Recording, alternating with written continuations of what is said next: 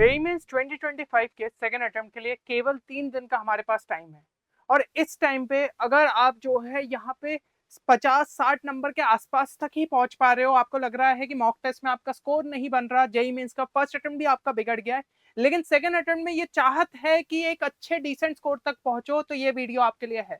क्योंकि यहाँ पे हम जो है डिस्कस करने वाले हैं किस तरीके से आप कम से कम 120 तक के स्कोर को ला सकते हो, जहां पे आपके कट ऑफ क्लियर होने के चांसेस रहते हैं। तो यहाँ पे कट ऑफ क्लियर का क्या मतलब रहता है कि आप जेई एडवांस एग्जाम के लिए जो है यहाँ पे एलिजिबल हो सकते हो।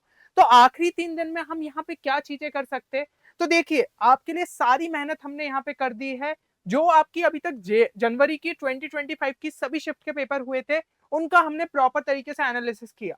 तो हमें यहाँ पे कुछ चीजें समझ में आई कि कई सारे ऐसे टॉपिक्स थे जो कि बहुत बार यहाँ पे शिफ्ट्स के अंदर रिपीट हुए, और साथ ही साथ यही हम जो है एज अ एक्सपेक्टेड टॉपिक्स मान सकते हैं अप्रैल अटेम्प्ट के अंदर।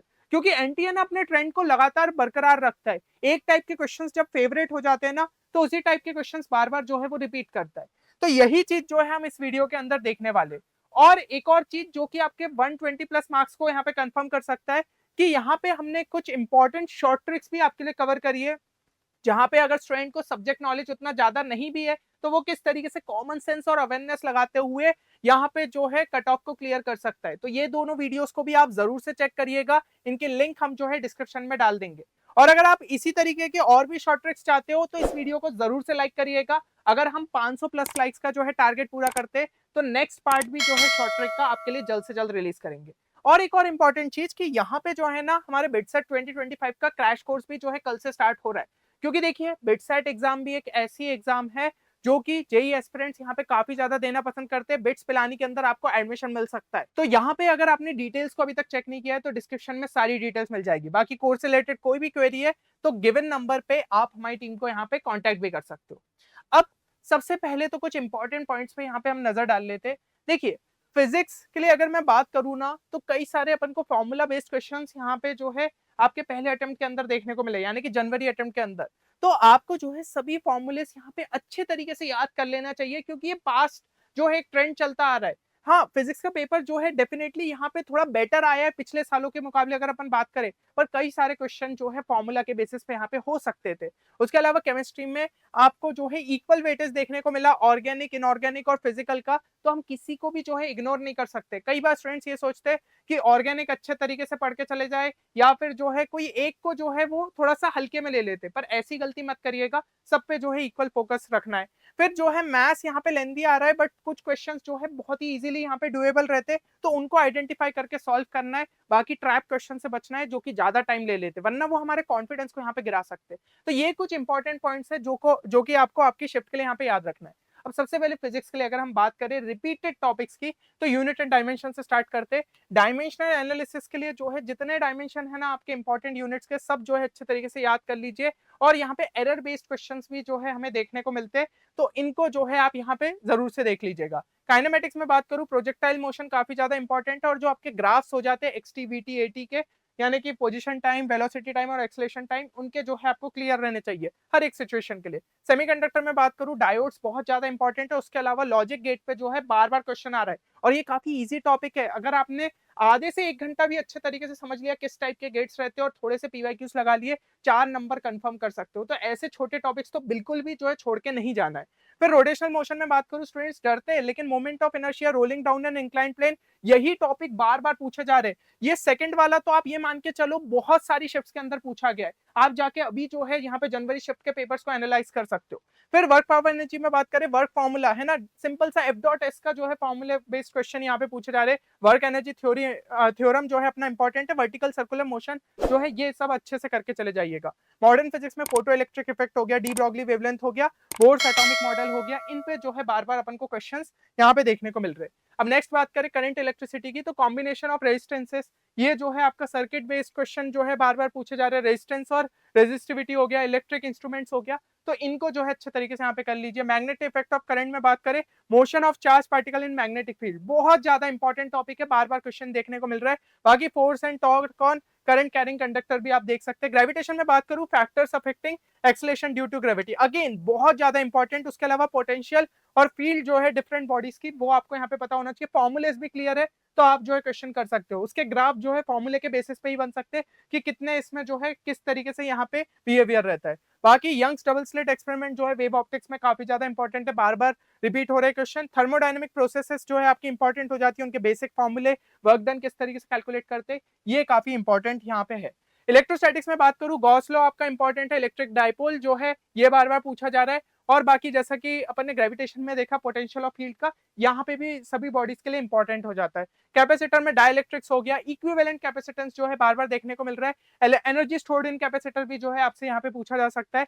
मैकेनिकल प्रॉपर्टीज ऑफ फ्लूइड्स में सरफेस टेंशन को जो है अच्छे से करके चले जाइएगा। चैप्टर जानता हूँ बड़ा है, लेकिन ये क्वेश्चंस जो है बार बार आपको देखने को मिल रहे हैं। रे ऑप्टिक्स में लेंस फार्मूला रिपीट हो रहा है, refraction of light from curve surface, फिर प्रिज्म और डिस्पर्जन ऑफ लाइट, ये भी जो है आपका इंपॉर्टेंट हो जाता है। वेव्स में ऑर्गन पाइप्स आप कर सकते हो। मैकेनिकल प्रॉपर्टीज ऑफ सॉलिड्स तो वैसे भी छोटा सा चैप्टर है, उसमें यंग्स मॉड्यूलस और ब्रेकिंग स्टेट्स पे जो है बार बार क्वेश्चन देखने को मिल रहा है। ईएम वेव्स में इलेक्ट्रोमैग्नेटिक स्पेक्ट्रम हो गया और मैक्सवेल की इक्वेशन, छोटा सा चैप्टर है, इसमें तो भाई 4 नंबर आपको बिल्कुल भी नहीं खोने। फिर यहाँ पे जो है केमिस्ट्री पे चलते हैं ना। फिजिक्स के अपन ने देख लिया कि सभी चैप्टर्स के कौन कौन से इंपॉर्टेंट है। हो सकते हैं कुछ चैप्टर्स में मैंने बात नहीं करी, पर भाई हम जो है 3 दिन के हिसाब से बात कर रहे हैं कि क्या क्या चीजें देख सकते हो। अपन हर एक चीज में अगर घुसने की कोशिश करेंगे तो वैसे भी कंप्लीट नहीं हो सकता। केमिस्ट्री में केमिकल बॉन्डिंग में डायपोल मूवमेंट पे जो है क्वेश्चंस देखने को मिल जाते हैं। हाइब्रिडाइजेशन और VSEPR थ्योरी हो गई, शेप ऑफ मॉलिक्यूल्स, 4 नंबर यहाँ पे भी कंफर्म मान के चलो। फिर इसके अलावा अगर क्वेश्चन वहां पे नहीं पूछा गया तो हो सकता है मॉलिक्यूलर ऑर्बिटल थ्योरी पे पूछ लिया जाए, जहां पे सिंपल से जो है क्वेश्चन आपके बॉन्ड ऑर्डर और इस तरीके के क्वेश्चन आ जाते हैं, या फिर डिफरेंट मैग्नेटिक प्रॉपर्टीज पे आ गया।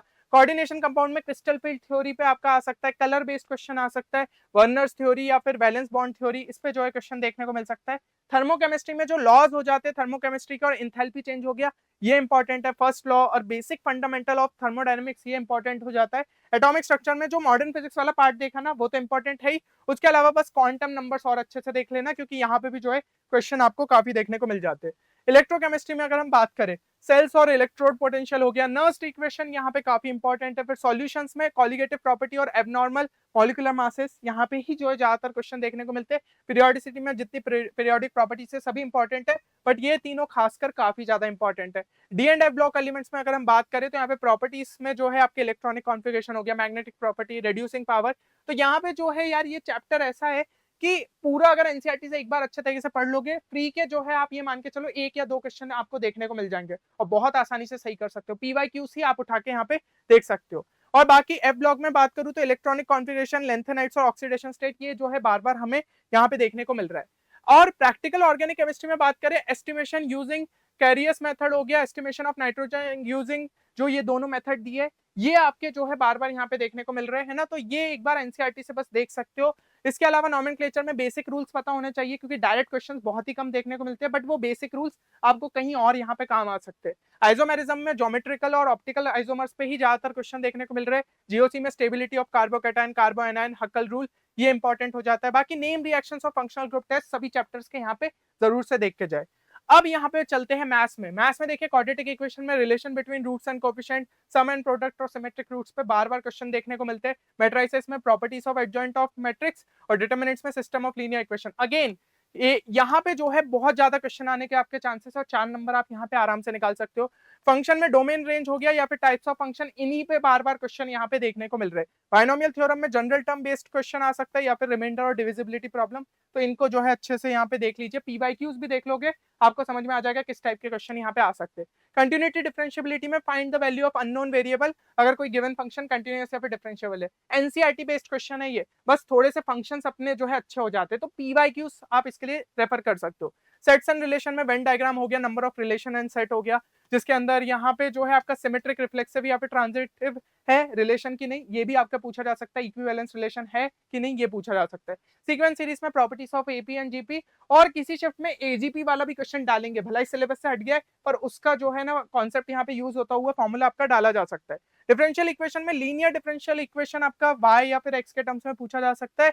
स्टैटिस्टिक्स में मीन और वेरिएंस आपका यहाँ पे इंपॉर्टेंट है काफी। तो मेरे हिसाब से सारी चीजें क्लियर हो गई होगी। बाकी इस सेशन की अगर आप पीडीएफ चाहते हैं तो हमारे टेलीग्राम चैनल पे जो है आप विजिट कर सकते हैं, आज रात तक वहां पे अपलोड हो जाएगा।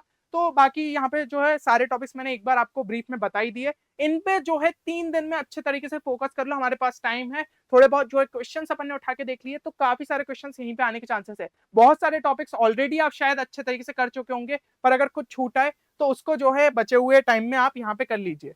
बाकी कमेंट सेक्शन में एक चीज मेंशन करना ना भूले कि आप जेईई मेंस के सेकंड अटेम्प्ट के लिए जो है यहाँ पे कितना स्कोर टारगेट कर रहे हो, साथ ही साथ आपकी शिफ्ट कौन सी है ना, ये चीज जो है कमेंट सेक्शन में जरूर बताइएगा।